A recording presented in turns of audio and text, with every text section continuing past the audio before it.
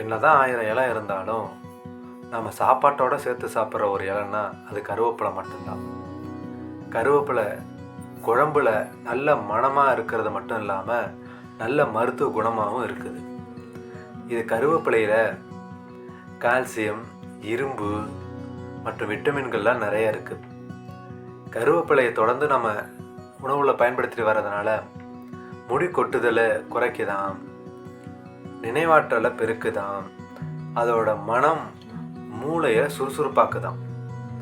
கருவேப்பிலை மட்டும் இல்லாமல் அதோட பழம் கூட நமக்கு நன்மை செய்யுதாம்.